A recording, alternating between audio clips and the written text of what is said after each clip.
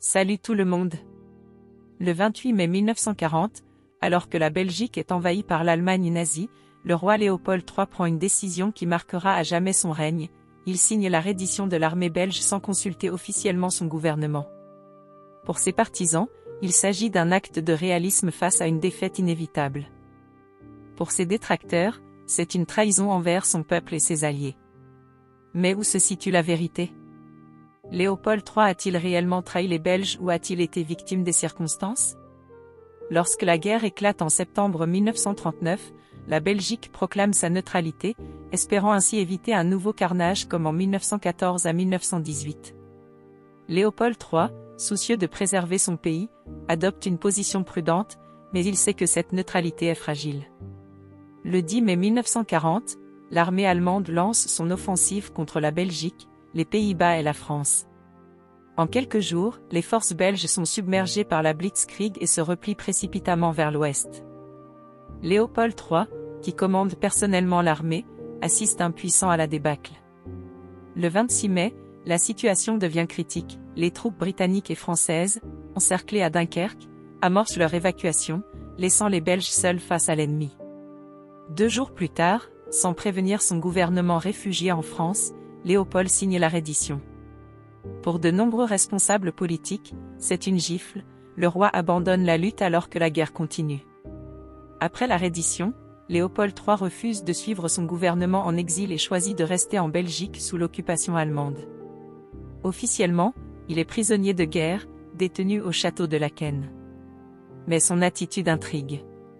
Contrairement à d'autres chefs d'État captifs, il entretient une certaine proximité avec les autorités nazies.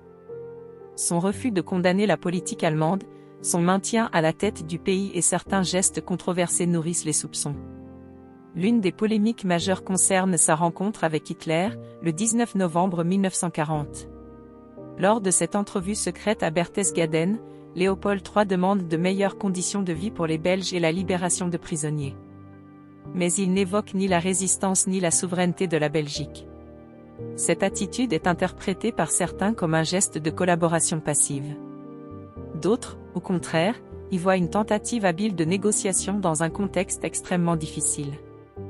Un autre élément trouble les esprits, son mariage secret avec Liliane Balz, en 1941.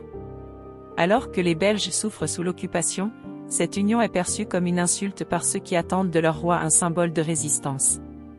Le mécontentement grandit, d'autant que Léopold reste silencieux face aux exactions nazies, notamment la déportation des Juifs belges. Cependant, Léopold III ne collabore jamais activement avec l'ennemi. Contrairement à Philippe Pétain en France, il ne met pas en place un régime favorable aux nazis.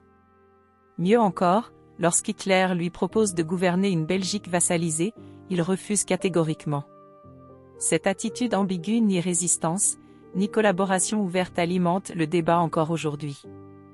En 1944, Léopold III est transféré en Allemagne sur ordre d'Hitler, ce qui renforce son image de prisonnier. Après la guerre, il espère reprendre son trône, mais la population belge est divisée.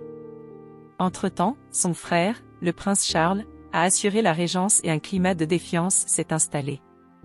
Les accusations de trahison ressurgissent, et des manifestations éclatent. En 1950, un référendum, la fameuse « question royale », est organisé, 57% des Belges votent pour son retour, mais la Wallonie et Bruxelles s'y opposent massivement. Face à la montée des tensions, Léopold III abdique en 1951 en faveur de son fils Baudouin. Il se retire de la vie politique, mais l'ombre de la controverse ne le quittera jamais. Léopold III a-t-il trahi les Belges ? La réponse dépend du prisme à travers lequel on analyse son action. Était-il un réaliste, cherchant à préserver son peuple dans un contexte désespéré, ou un souverain dépassé, incapable de prendre la mesure de son rôle symbolique ? Ce qui est certain, c'est que son choix de capituler et de rester en Belgique l'a isolé, politiquement et historiquement.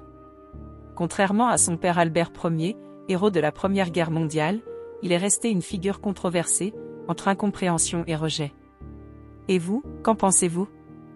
Léopold III a-t-il fait ce qu'il fallait ou a-t-il failli à son devoir ? Si ce récit vous a captivé, n'oubliez pas de liker et de vous abonner pour d'autres analyses passionnantes sur l'histoire. Merci.